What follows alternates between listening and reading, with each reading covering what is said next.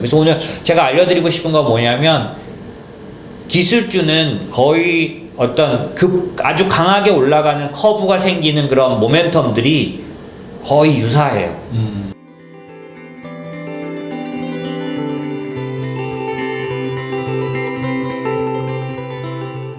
이번에는 이제 지금 우리 시장에서 고민되는 과연 부담스러운 가격을 어떻게 우리가 소화해야 될 것이냐라는 겁니다. 자, 우선은 제가 말씀드리고 싶은 포인트는 뭐냐면, LG화학을 두 개를 넣어놨어요. 오늘 저희 업무팀장님하고 얘기를 하다가 그런 얘기를 했어요. 본인이 한창 LG화학이 그 전기차 때문에 엄청 부각됐을 때 사놨대요. 그러니까 지금 자기는 최근에 산 게 아닌 거예요. 이제 자기가 샀던 가격대를 훌쩍 넘어서 이제 얼마 전에 돌파한 거죠. 이 지금 차트를 보여드린 걸로 보면은 바로 직전 오른쪽 차트에서 2018년 고점 보세요. 40만 원이 넘죠? 네. 저 때에 샀으면, 자 보세요. 지금 2018년을 기점으로 딱 보면 그 전에 2017년도부터 꽤 가파르게 오른 상태였을 거 아니에요? 맞아요. 그죠? 되게 많이 올라. 25만 원에서 40만 원, 45만 원 갔잖아요. 네. 저 때 얼마나 배터리 2차 전지에 대한 부분이 반영이 돼서 올랐겠어요. 근데 결론은 어떻게 됐어? 계속 내려왔죠? 네. 그랬다가 이번에 59만 원 오늘 찍은 거예요. 53만 원. 네. 자, 그러면 어떻게 우리가 대응할 거냐? 무슨 얘기냐면, 한창 반영됐을 때 2018년도로 보면은 팔았어야 되는 거잖아요. 그쵸. 이때로 그쵸? 보면. 네. 팔고, 여기만 봤을 때. 네네, 팔고, 그 다음에 요번에 다시 샀어야 되는 거잖아요. 그쵸. 그래서 요번에 최근에 LG화학을 산 사람은 일단 단기 투자에 있어서는 성공. 네. 칭찬해 드릴 만합니다.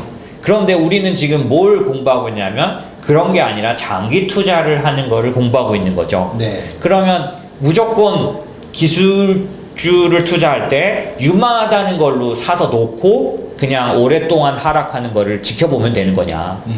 언젠간 올라가겠지 라고 생각하고 들고 있는 게 장기 투자냐. 기술주니까 올라가겠지 이렇게 생각하는 게 장기 투자냐. 이런 부분들 생각을 해야 되는 거죠. 그래서 오늘 제가 알려드리고 싶은 건 뭐냐면, 기술주는 거의 어떤 아주 강하게 올라가는 커브가 생기는 그런 모멘텀들이 거의 유사해요. 그리고 또 크게 조정을 하는 이유들도 거의 유사합니다.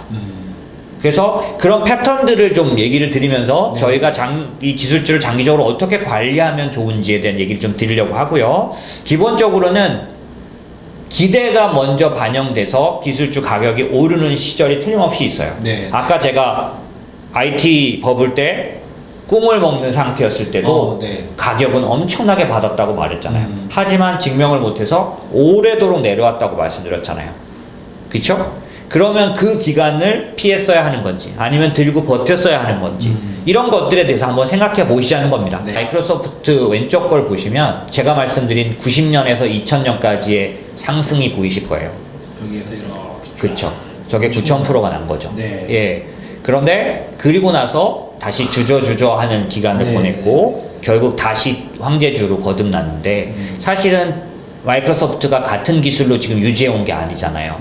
90년대에서 2000년도를 갈 때는 어떤 거예요? 우리가 다 아는 마이크로소프트는 뭐예요? 윈도우. 그죠? 윈도우와 그죠? 그 다음에 뭐 우리가 잘 아는 MS 오피스, 걔네들 시대였던 거죠. 그죠? 근데 그런 시대에서 지속적으로 계속 상승 곡선을 그리지는 못했던 거죠. 최근에 마이크로소프트가 저렇게 완전히 주도주에 들어가 있는데 주된 비즈니스는 뭔가요? 클라우드. 네. 윈도우가 아니라 클라우딩 컴퓨팅이죠. 예. 왜냐하면 우리 요번에 코로나 때문에 다 알게 됐잖아요. 뭐냐면 유튜브도 화질을 낮췄잖아요. 너무나 갑자기 엄청난 뭐라 그래야 되나? 유저들이 동영상이 한꺼번에 트래픽이 아주 가중되면서 이 상태로는 뻑이 나니까. 그리고 사실 저희 애도 집에서 대학교 수업하는데 뭐 자꾸 뻑 나가지고 짜증나 죽겠다 이러는데 한 번도 안 해봤으니까 대학들은요. 그냥 막 바로 서버린 거예요. 근데 이제 그런 시대에서 봤을 때 가장 중요한 기능은 서버를 돌리는 데이터를 돌리는 그런 시설이 중요한 거잖아요. 마이크로소프트는 지금 CEO가 들어오면서 우리는 이제 원 포인트 클라우딩에다가 전념한다. 선언해서 지금 4년째, 5년째 황제 등극했어요. 네. 변신한 거죠. 어쨌든 근데 저렇게 저런 식의 상승을 하는 마이크로소프트라면 저희가 갖고 있을 때 좀 덜 힘들었을까? 이런 생각이 들 거예요. 근데 마이크로소프트는 보시면 90년부터 2020년이니까 몇 년간입니까? 30년. 30년. 예. 그 30년 중에 2000년부터 2010년까지는 뭐 한 2014년까지는 그저 그랬죠. 이렇게까지. 네네네네네. 이 곡선을 보시면 지루했겠어요. 그렇습니다. 투자자분들이. 맞습니다. 네. 네, 그런 부분이 있고 그 다음에 애플 오른쪽에 애플을 보시면 얘는 그냥 바닥에 붙어서 갔었는데 예, 2006년도부터 2008년 아이폰이 등극하는 때부터는 네. 그다지 갈등이 없을 그런 상승을 하긴 했습니다. 네. 하지만 그 첫 번째 하락분 있죠. 쭉 올라가다가 여기. 네. 그게 한 몇 프로 정도 하락했을까요? 그래도 한 50%? 네. 30%? 네. 최소한 그 정도 커브는 40% 이상 하락한 겁니다. 네. 한 종목이 40% 이상 하락하면 고민되죠. 진짜요? 예, 고민되죠. 이때 손절도 엄청 많이 하셨을 것 같아요. 맞습니다. 네, 맞습니다. 그래서 기본적으로는 그런 갈등 국면들을 가져가는데 그러다 보니까 얘도 어쩌면 애플을 초기부터 투자해서 지금까지 갖고 가는 사람들은 많지 않을 수 있는 거죠. 그리고 최근에 들어간 사람은 거꾸로 보면 아주 높은 가격에 여전히 들어가 있을 수도 있어요. 네. 하지만 워렌 버핏 같은 사람은 과감한 결정을 해서 예, 2, 3년 전에 아주 많이 올랐다고 생각한 가격에서도 일대 주주가 될 정도로 애플을 네. 집중적으로 샀죠. 그 사람은 이제 누구보다 그 대상에 대한 파악을 할 수 있는 사람이니까 네. 그랬다라고 보시면 됩니다. 그런 측면에서 보시면 이 기술주를 정말 우리가 지난주에 얘기한 것처럼 그냥 정말 너무너무 비전이 있는 대상이구나라고 봤던 것보다는 지금 보면 시간을 통한 갈등과 네. 예, 고민이 있었다라는 걸 알 수 있고요. 그럼 얘에 대해서 우리가 조금 더 어떻게 봐야 되냐를 본다고 하면 기술주들이 애플하고 마이크로소프트가 언제 제일 크게 조정을 했는지 그 다음에 언제 제일 가파르게 성장했는지 네. 모멘텀을 보여드리고자 하는 거예요. 네. 보시면 1차 도약기가 있고 2차 도약기들이 있잖아요. 1차 있고 예, 2차 있고. 네. 네. 그런데 여기서 중요한 그 팩트가 뭐냐면 회색선이죠. 여기요, 여기. 네. 네. 그 다음에 마이크로소프트는 회색선이 2개 있잖아요. 그렇네요. 여기도 저 있고, 여기도 회색선은 뭐냐? 저게 지금 코로나 같은 리세션입니다. 우리가 좀 전에 말했던 커다란 위기, 네. 커다란 주식시장의 하락, 음. 그 국면에서 기술주가 어떻게 반응했는지를 보자는 거예요. 네. 보시면 관점은 어떤 거냐면 애플 같은 경우에 네. 그 회색선 부분에서 보면 급하게 하락을 했지만은 그 다음에 그 커브나 이런 부분들이 굉장히 가파르게 상승을 하는 부분이 있는가 하면 네. 오른쪽에 마이크로소프트는 2000년이 조금 지났을 때 네. 리세션이 왔잖아요. 이게 그 닷컴 버블 때인데 네, 네. 이때의 그 하락은 똑같이 나타나는데 그 다음의 모습을 보세요. 가파르게 성장을 그렇네요. 못하죠. 네, 쭉 옆으로 가는 가죠. 거죠. 네. 네. 그러면 지금 저희가 봐야 될 게 코로나가 짙은 회색 부분이라고 보시자고요. 네. 짙은 회색 부분을 지나고 나서 마이크로소프트처럼 지금은 왕왕왕왕 거리지만은 결국 커다란 가파른 성장이 아니라 옆으로 가는 국면에 들어간 건지 네. 애플처럼 코로나 때문에 같이 빠질 수는 있는데 그 다음에 여전히 가파른 성장을 가져가는 국면에 들어가 있는지 네. 네. 똑같이 리세션 때는 똑같단 말이에요. 네. 이걸 구별해야겠는데 그 차이가 뭐냐, 그걸 구별하는 차이가 뭐냐, 그걸 여기는 침투율이라고 표현한 겁니다. 그게 뭐냐면 이런 거예요. 그 산업이, 그 기술 산업이 시작돼서 얼만큼 많이 이 기술에 의한 부분이 진행됐는지예요. 예를 들어서 이렇게 생각해보죠. 전기차 생각해 보시자고요. 전기차 산업은 초기인가요? 후기인가요? 초기 아닌가요, 아직은? 초기. 누가 봐도 전기차는 초기예요. 네. 그쵸? 그런 것처럼 애플의 기술에 있어서는 지금 초기인가요? 후기인가요? 이미 후기 다 보급되어 있지 않나요? 스마트폰 이런 것들이? 중기? 네. 왜냐하면 애플은 전기차처럼 그렇게 신규 산업이 아니고 아시다시피 지금 센터님 말씀하신 것처럼 모바일 관련된 스마트폰 산업이라면 네. 이미 좀 꽤 많이 진행됐어요. 그쵸? 네. 그런데 애플이 최근에 가장 이익에 있어서 기여도가 높은 쪽이 어떤 쪽인지 아세요? 애플이 작년에 계속 그 적정 주가 하락을 맞으면서 수모를 당했던 이유가 뭔지 아세요? 스마트폰 산업이 적어질 수밖에 없다는 거예요. 이제 살 사람은 다 샀고 네. 삼성은 그거를 지금 외로운 투쟁으로 뚫고 있어요. 뭘로 뚫고 있어요? 폴더블로. 이미 폴더블 이전에는 하이엔드 시장의 끝이었어요. 더 이상 비싼 핸드폰을 살 이유가 없어요. 예, 더 이상 이제 어떻게 보시면 되지만 새로운 폰이 나왔는데 혁신이 없어. 아이폰도 계속 실망 국면이 뭐였냐면 제 아이폰이 11인지 10인지 전 그걸 모르겠는데 새로 나왔는데 바뀐 게 없어. 그러니까 거기다 100몇십만 원을 주고 살 이유가 없어지는 거예요. 그쵸. 그러니까 하이엔드 그 스마트폰의 그 프리미엄 폰의 끝이 왔다. 그러면 그 프리미엄 폰의 1대 주자가 애플이에요. 왜냐면 삼성은 판매 대수는 많아도 마진은 적었던 데거든요. 네, 네. 그러니 애플의 끝이 왔다라는 얘기를 했었는데 그 애플이 그거를 탈출하면서 지금 신고를 낼 때 그 팩트가 뭐였어요? 당연히 스마트폰은 아니었을 거 아니에요. 그쵸? 그쵸. 뭘까요? 웨어러블 그렇죠. 사실은 아이팟이 1등 공신이에요. 전 세계적으로 아이팟이 많이 팔려서 그럼 아이팟은 그럼 모바일 핸드폰이 아니고 뭐예요? 말 그대로 웨어러블이에요. 애플워치. 예, 이게 헬스케어 쪽에 진출한 애플의 그 진출이 헬스케어예요. 이 애플워치는 그냥 멋이 아니고요. 헬스케어 쪽 웨어러블이에요. 그러니까 지금 제가 말씀드린 게 뭐냐면 애플이 스마트폰 사업만 보면 중기 이상 간 것 같지만 전체적으로 봤을 때 이익을 내는 그 모멘텀으로 보면 새로운 국면에 들어갔기 때문에 애플이 계속 그 적정 주가 상향되고 있는 중인 거죠. 그래서 그 얘기는 다른 얘기 나중에 하고요. 지금 보신 것처럼 그럼 기술주를 구별할 때 우리가 어떻게 봐야 하냐면 이렇게 봐야 하는 거예요.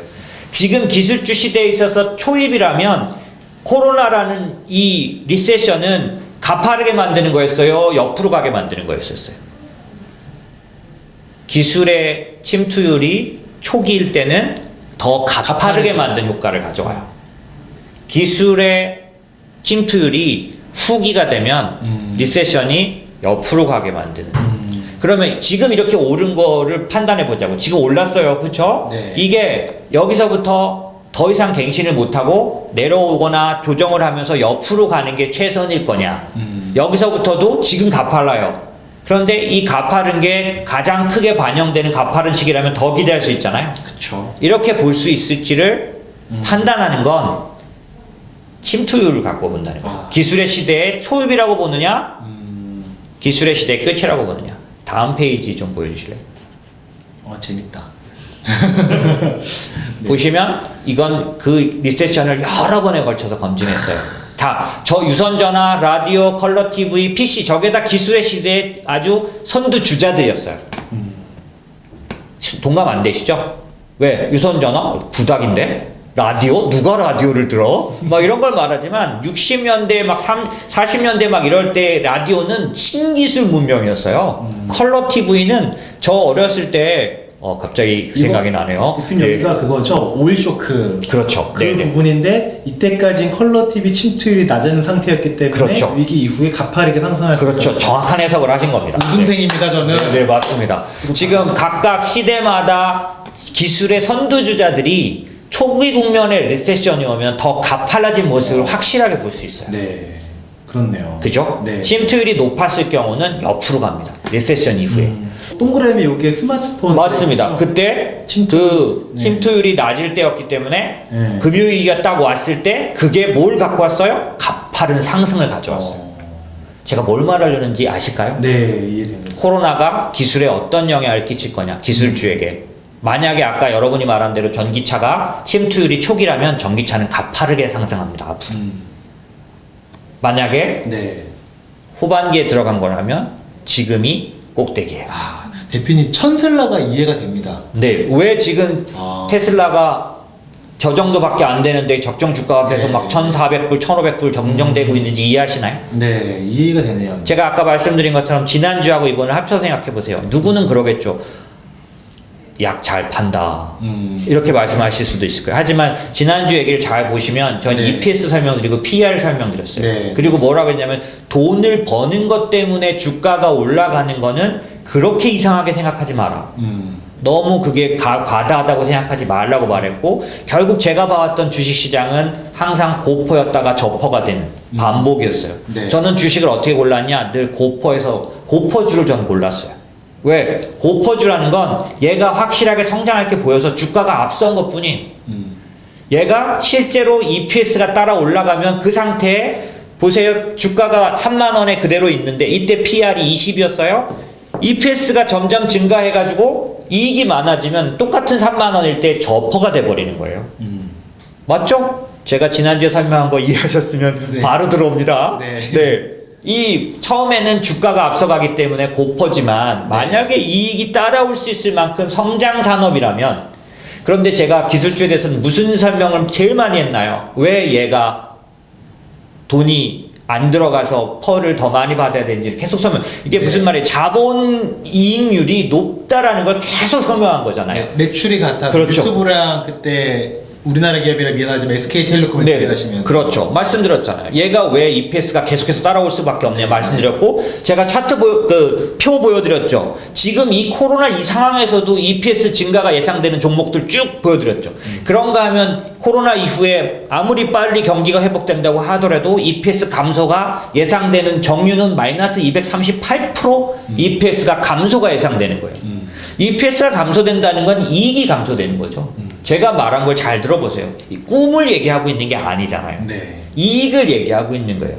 그런 면들이 제가 말씀드리고 싶었던 거고, 자, 지금 오늘 얘기의 요점은 뭐냐면, 그러면 이렇게 가파르게 올라가는 거를 도대체 초입이라고 봐야 될지 이제 끝이라고 봐야 될지를 판단할 때 네. 기준은 네. 오늘 제가 제시한 포인트 하나는 뭐냐면, 이 기술의 시대가 지금 우리가 기술주 위주의 상승이 초입 국면인지 끝 국면인지, 네. 특별히 그거는 모든 기기에 적용되는 건 아니고 지금 수많은 기기들이 증명해 줬잖아요. 네. 유선전화 시대부터 라디오 시대부터 컬러 TV 시대부터 60년대도 여러분 이해하지 못할지 모르지만 60년대도 기술의 시대였었어요.